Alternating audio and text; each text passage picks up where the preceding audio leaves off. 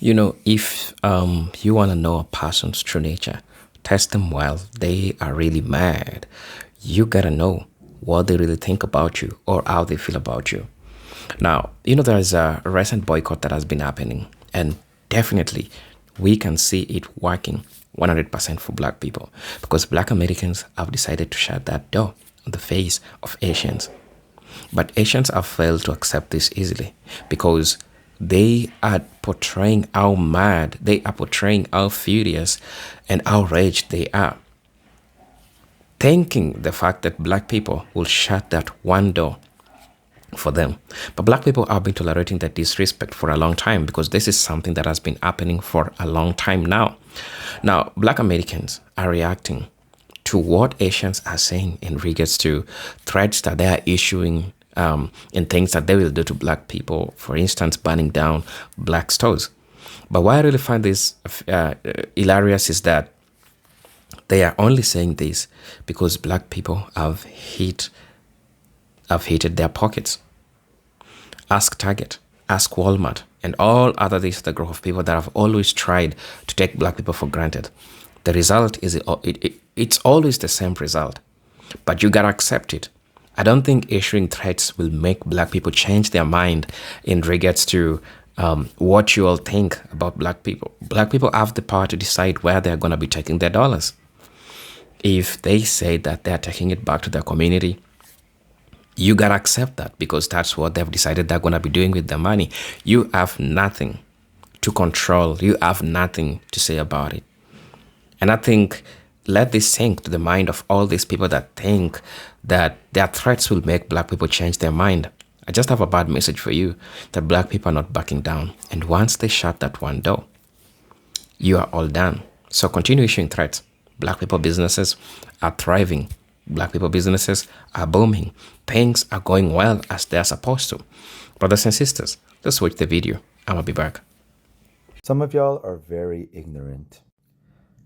I'm not going to say dumb out of respect, but they are ignorant or you are not educated. Watching so many Asian Americans show their entire anti-black backside in videos and comment sections regarding the acquittal of Rick Chow and the call to boycott Asian businesses, and now the cross burning in Chicago, has been a masterclass in how racism is narcissistic abuse.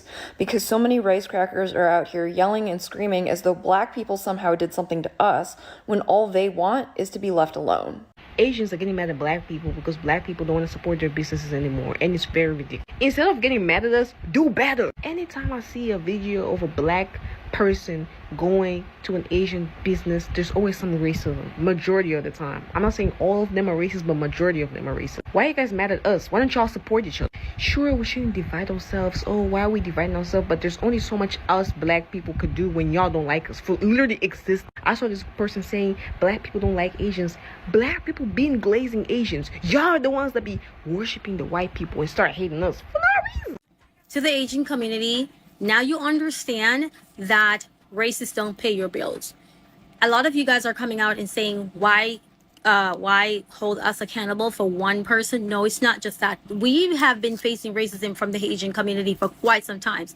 Even though everybody always forgive and go back to the nail salon or go back to ordering food or whatever, we have faced numerous counter with you guys. And suddenly we decided that we are going to treat you like the way you treat us. So first of all, Rick Chow was acquitted. I don't know how anybody with a shred of intellectual honesty or morals can be at peace with that, but Rick Chow was acquitted. So for you to be making videos or going into black people's comment sections arguing as if they're the problem and you're somehow the victim because you feel unpopular in this moment because Rick Chow was acquitted is narcissism at best and malicious hatred at worst. As for the boycotts, Asian Americans are not entitled to black people's money, plain and simple.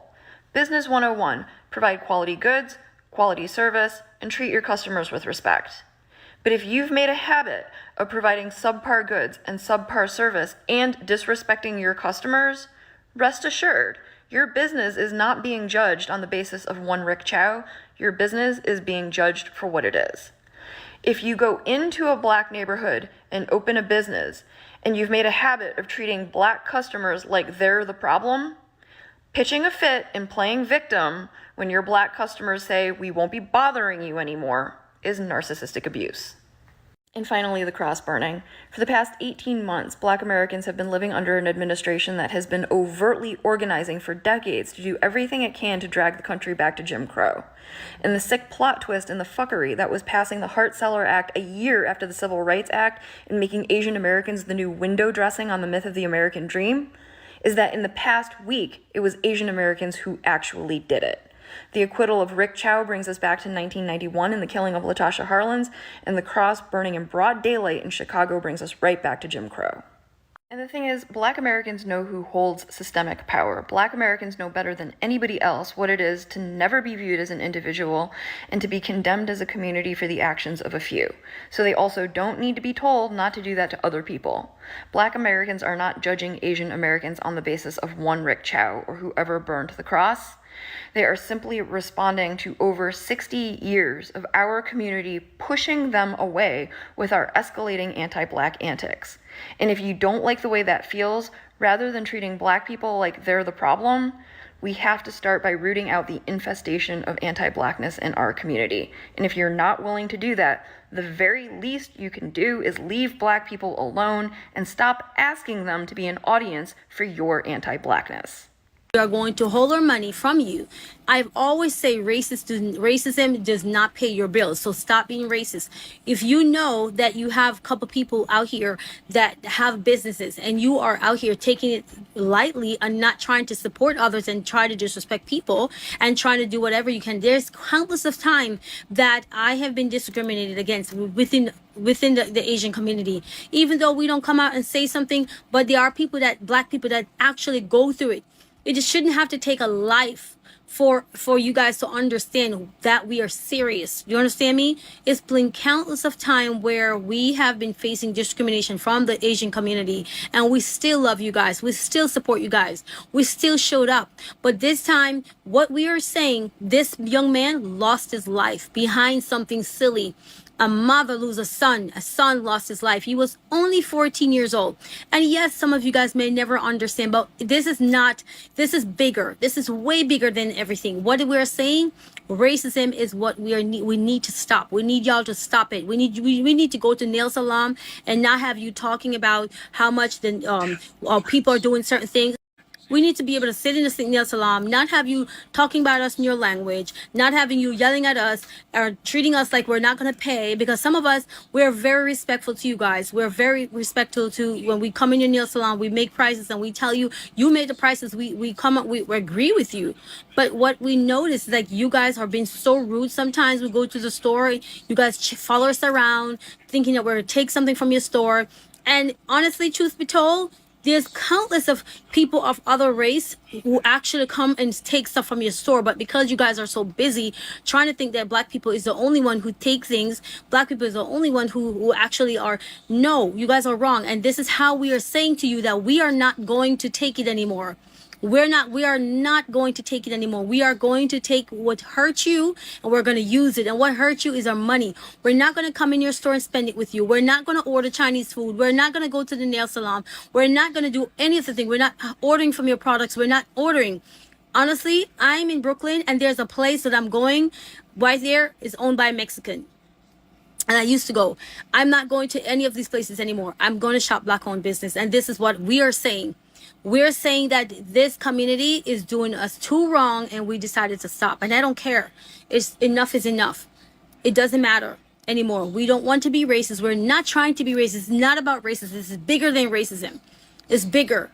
It's about you guys keep being racist towards us and we need it to stop. We are going to stick with Black people, order from them, and go through it. Because we cannot go through any more racism from you guys. It's a new year and we have to stand for something. If we don't stand for nothing, we have to stand for something. We can't have you guys always thinking that you can bully us and do all of these things and think that we're going to be okay with it. Because you guys have done so much to Black people and we took it. Now it's time for us to tell you that, hey, thanks for all the time that you were disrespecting us while we were paying for you to disrespect us. Now we're up on to the next level. We're going to go support each other. What's the problem with that? Why are you guys mad? Why are you guys mad? Because we're going to support each other now? No, get together and clean up this racism from your community. That's what you guys are going to need to. Because if you come to the state like everybody else, like my parents said, bring me here. what we need to do is not discriminate. We need to get together and we need to make things happen. Not trying to discriminate against anybody, thinking that you're on the other side, thinking that you're Caucasian when you're definitely not. Have you looked in the mirror? You're not Caucasian. You are Asian, and you have to respect it and own that. And then guess what? Go with the people who support you the most. Black people support you guys the most. Not white, black. If you are Asian and you feel terrible about the lack of justice done in the Rick Chow case, I want you to open up a browser window and type in Black-owned businesses and then the name of your town. We live in America under capitalism. Our money is going to talk louder than our vote does, or our words. And if you know that any business, local or mega corporation, has done Black people dirty, do not spend your money there. I have not set foot in a Target for years. Sometimes I go in there to take up their air conditioning and not spend any money. Sorry.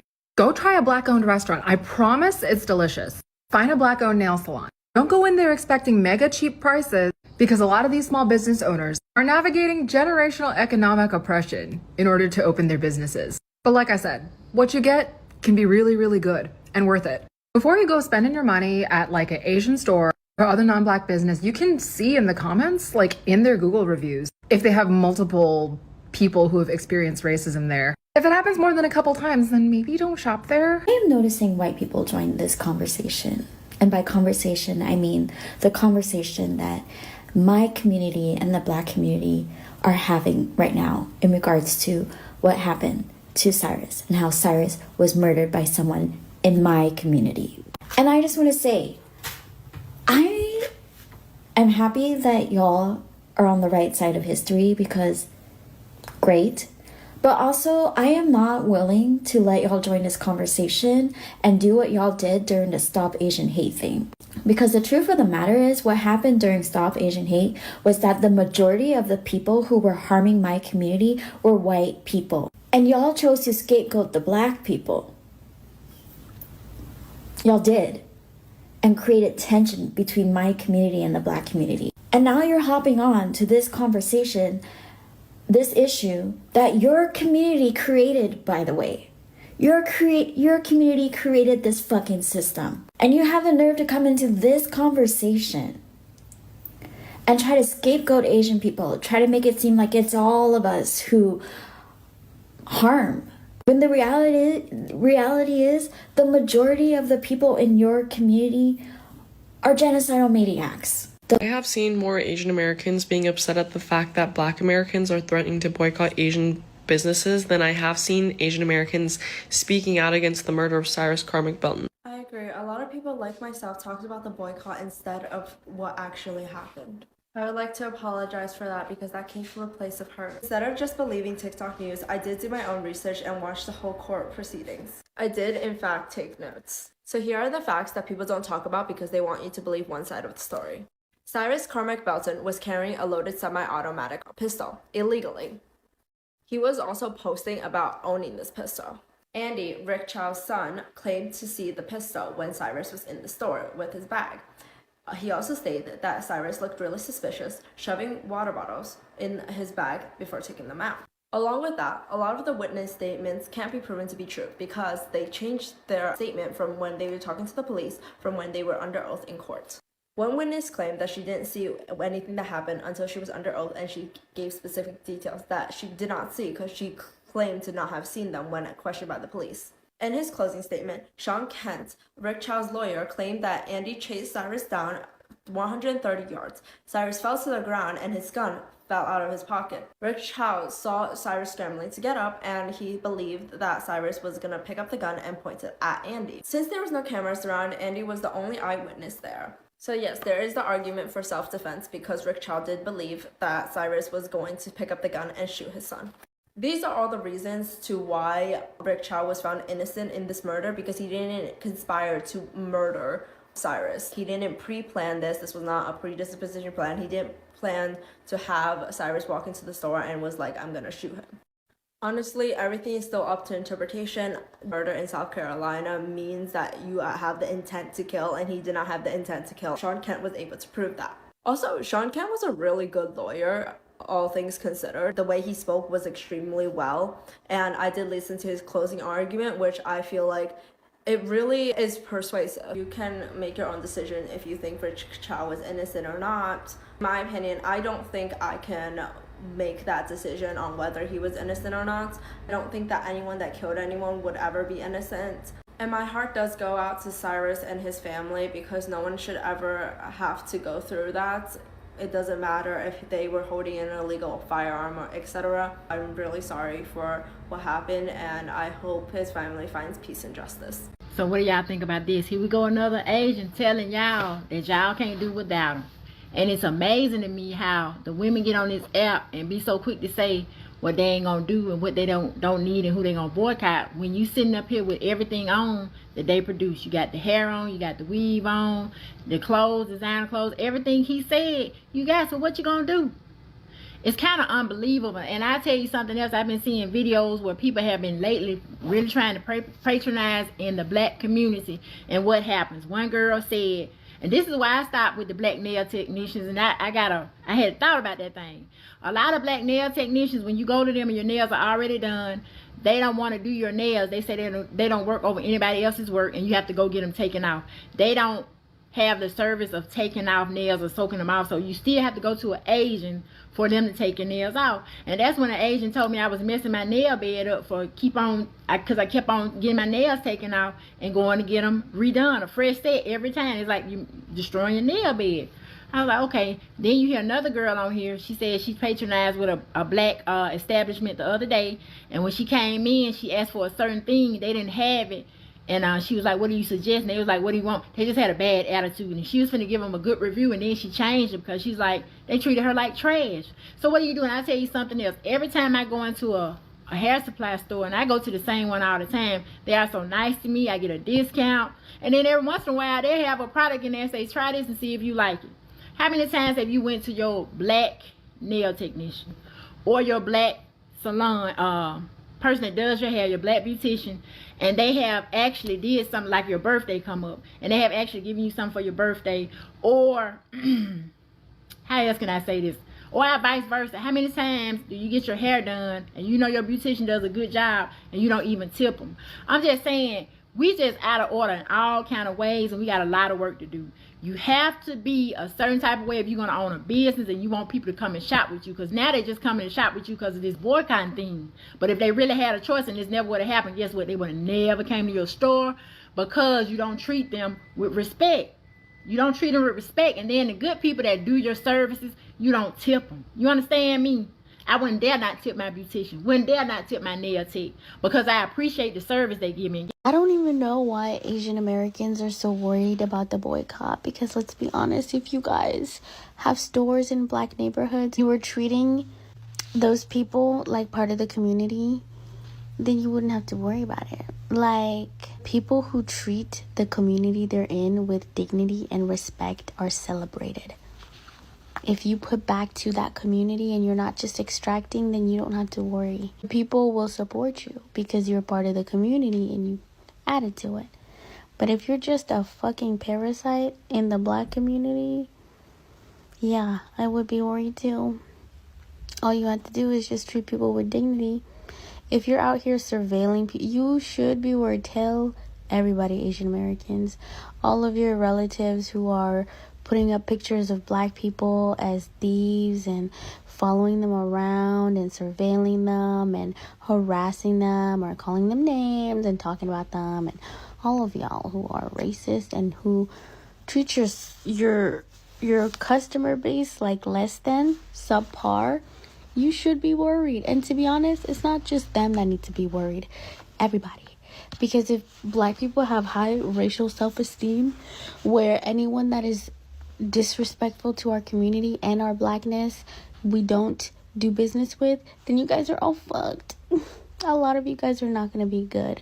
Some of you will really not have businesses, for real. There's a lot of you that are really screwed. You're so fucked. And then wait till black people tap into their cultural practices, because all black people on this planet, everywhere, are connected to a lot of indigenous cultural practices, whether it's in the Caribbean, the Americas, Africa, South Asia, wherever the deeply melanated people are, we have practices that can ensure that we will be self-sufficient. And I'm talking about America, so like, think about what your ancestors did just not even that long ago to survive in the South, and how they survived before everything was globalized, commercialized, before all of the processed foods and the food deserts. What did your people do? What do people do? You're gonna rediscover that. You will be self-sufficient. This could change the world, what Black people are doing. So yeah, I'm so grateful and happy, and I support it. Hey guys, so I am wholeheartedly participating in the Asian American boycott, and I'm going to share with you why. Right? A lot of people are conflating this current Black resentment with the situation in South Carolina, but the resentment between Black and Asian Americans has been something that has been ongoing for many decades. Right? And when I say Asian American, right now, the focus is on the Koreans, Chinese, Vietnamese, or whatever, but all of them, really. Arabs, okay, Indians, they all have worked in tandem to be complicit in white supremacy and systemic racism, and willingly be a buffer, right? Now, I'm reading this book called The People's History of America by Howard Zinn, and I'm on chapter 5. This is a really dense, intense book, right? And one thing that they talk about in these early chapters is how, like, when America was in its very beginning stages before it was America, right? How a lot of times the white Europeans that were here as indentured servants would be more aligned with, African slaves, the people who were enslaved from Africa, than they would with the white elites, right? And to keep them from unifying, right, as a people with a common thread of oppression, what they started doing was realizing, hey, we can't let these people get up all together on us. We can't let them unite, right? So what we're going to do is we're going to give them a few crumbs, right? We're going to give Black people nothing because we need them to be our slaves. Nobody else is physically fit or mentally capable to be a slave, right? So for the other people, we're gonna have them be slaves too, but in a different sort of way. So we're gonna kind of throw them some more cookies, give them a little sense of power and things like that, so that way they could be a little bit more on the side of us, the elites, versus the side of the Black and the indigenous people, right? So that situation can be applied because a lot of Asians like to believe this model minority myth, okay? I'm not going to say all I want to say. I've seen them up close and personal, how the Indians live, the Chinese dealing with them business-wise. Unscrupulous, really. Dirty and unscrupulous. I didn't say what I want to say. But, yeah, this we work harder, we stick together, that's a quarter of the truth, right? Because nobody in this world, trust me, has worked harder than Black people, okay? And yeah, and a lot of people, Black people, are saying, oh, you can't do this to them because that thinks all Asians, we're mimicking the behavior of their oppressor. Oh, no, we're not. We're not committing genocide. We're not flooding their communities with drugs and opium and getting them all drugged up so they could be incapacitated, right? We're not sending the CIA to topple their governments and tackle democracy. We're not dropping a nuclear bomb on them. We're not putting them in internment camps and concentration camps. We're not doing that. We're just simply saying, hey, right? And then, too, another thing that gets me is that Asians, they like to pretend like they're so neutral, right?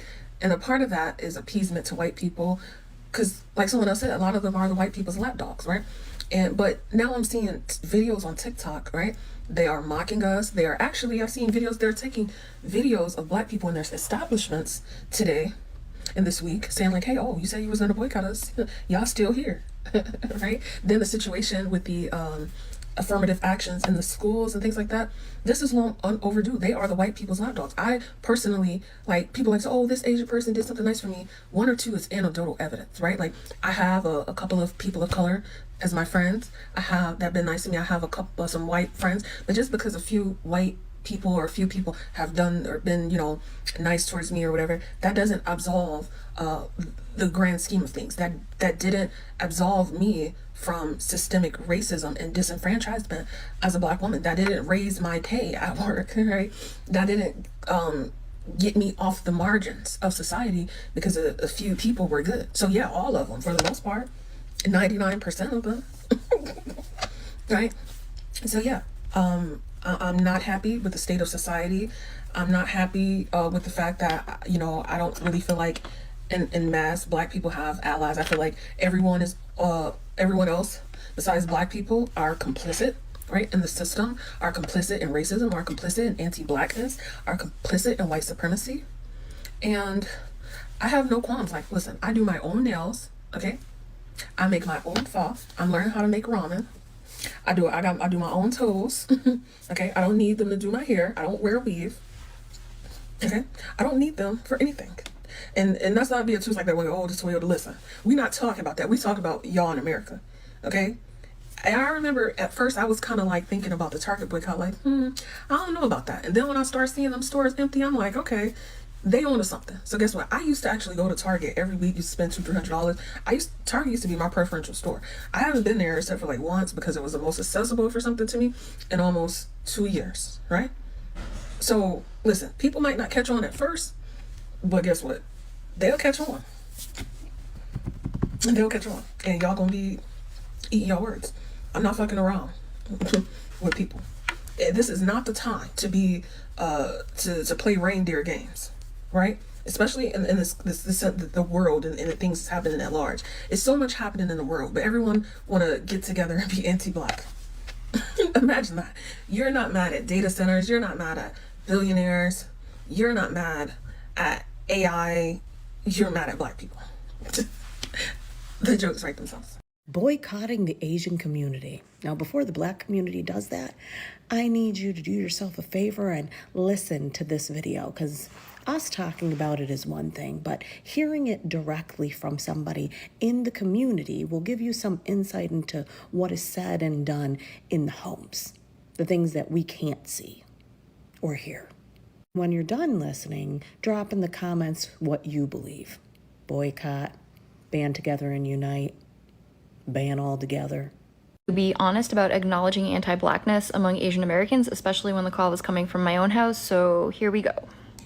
I first became aware of my mom's anti-Blackness when I started kindergarten, and it mostly centered around avoiding interactions with Black people and not allowing me to be exposed to anything that she considered Black culture. So if we were walking and she saw a Black person, she would pull me closer to her. If we were in the car in a parking lot and saw a Black person in the parking lot, she would make a point to lock the doors, and I wasn't allowed to listen to rap or Michael Jackson or Tina Turner. And she was hypocritical about that, because I wasn't allowed to listen to Cyndi Lauper or Madonna either. She would call it trash music and say that it was going to be a bad influence. But if it was a white artist, it was not racialized. It was only when it was Black artists that it was racialized. And another thing that I think is kind of typical is, as a musician, there were a lot of Black artists whom she respected and enjoyed, but she would always say that one Black artist is the exception, the rest are bad influences. When I went to school, if I came home and said I made a friend, her first question would be white or Black. And that drove me nuts, because in preschool, I dealt with a lot of bullying and discrimination because of being Asian, so it didn't make sense to me that she wanted me to turn around and do that very same thing to my Black classmates, whom she knew nothing about, on the basis of their skin color. And when I wouldn't stay away from my Black friends, she would resort to making up justifications as to why it was harmful for me. She would say they're going to hurt me and they're going to be a bad influence because they fight and they swear and they're not good students. And of course, none of that was true. And in my household, it was not physically or emotionally safe to voice your opinions, but about that I would, because it literally angered me. And then she would resort to physical violence. And that sealed the deal in my mind that prejudice is purely irrational, because none of her claims had any basis in reality, and that's why she had to resort to physical force. Unfortunately, I think that when parents resort to intimidation and violence to instill prejudice in their children, a lot of times it works. But I was very lucky, because the principal of my elementary school was a Black woman who implemented a program called Students Educating Each Other About Discrimination. And that wasn't centered on racial discrimination, it was about discrimination in general. But in that program, we learned to have discussions about discrimination and to identify it and disrupt it. Which at that age just means if you witness discrimination, say it's discrimination and articulate how you know that it's discrimination. So from learning that very powerful tool at school, I was able to identify that what my mom was doing at home was wrong.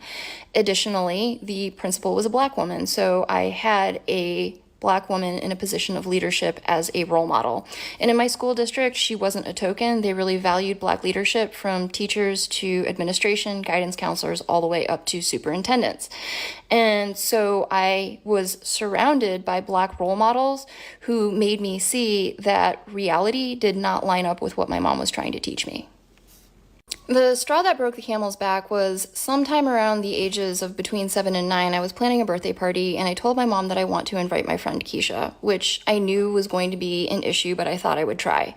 And she said no, and I said, fine, then I don't want to have a birthday party, and she made me have the birthday party. So now that felt like that's not only cruel to me, but that's cruel to my friend Keisha, whom you don't even know because you refused to meet her. Shortly after that, we were walking in the mall, and my mom did this thing that she often did, which is she sees Black people minding their own business, and under her breath, she mumbles a derogatory term in Chinese for Black people. And I remember I pulled back on her hand and faced her, and I said, they are not doing anything. You don't know them. The next time you do that, I am going to go up to them, and I'm going to tell them what you said. And believe it or not, the fear of exposure by me actually made her tone it down, and she stopped doing that in public.